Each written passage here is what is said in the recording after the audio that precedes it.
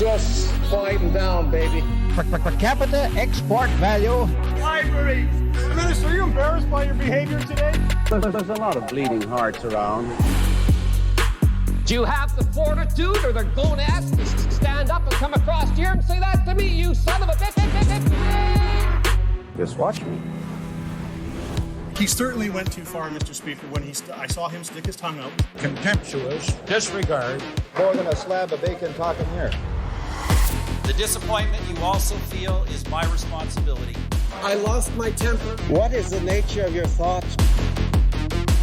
The word was F-A-R-T. You start.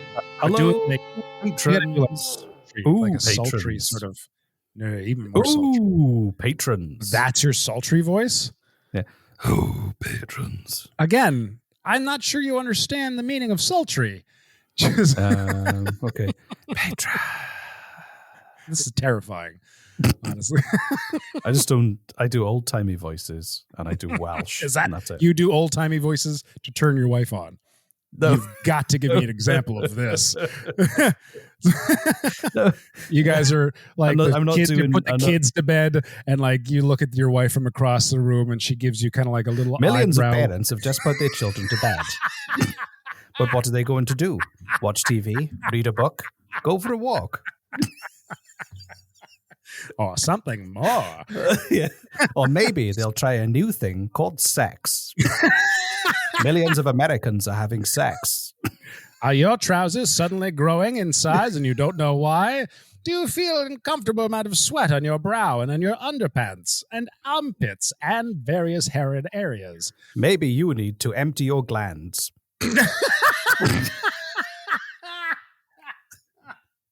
Anyway. Hi, patrons. I tried to say hairy and arid, but it ended up coming Herod, which is not a word. That's that giant from Harry Potter. Yeah, that's Hagrid. That's who actually looks like a dry nutsack. So maybe you need to empty your. What was it?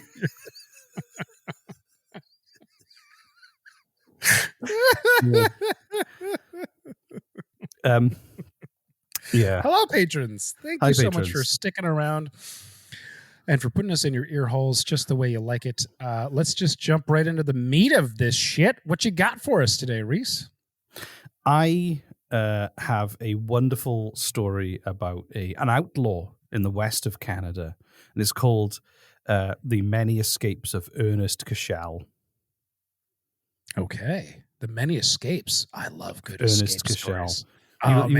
This is kind of a good crime story. I love smart criminals. Smart, specifically. I don't like the crime itself. I just like the intelligence it takes to kind of like finagle a plot, a criminal plot, or like to like get away with something under the noses of the CIA or CSIS or what have you. Like the Stopwatch Gang, which I think I've talked about many times in the past. There were three Canadians that, this is a true story, in the 70s, three Canadians who left Canada due to a lot of circumstances, which I won't get into, and they went to the States to rob banks for a living, but they were super fucking smart. Like the three of them were incredibly intelligent, and they robbed banks for years, and the FBI was all over them, trying to find them for years. Eventually, they were caught. All three of them sent to prison. All three of them individually escaped, met back up, kept robbing banks for years, got caught again, got sent to prison again, and once again, all three of them escaped prison.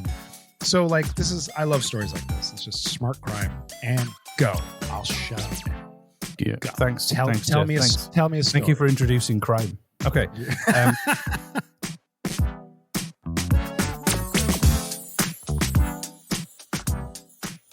I'm sorry, but this is the part where non-patrons say goodbye. If you'd like to listen to this episode and support the show, you go to patreon.com/Canadian Politics is Boring, where you can sign up monthly and access all of the premium content that is hidden behind our glorious paywall. Thank you very much for listening, and a free episode will be coming very soon.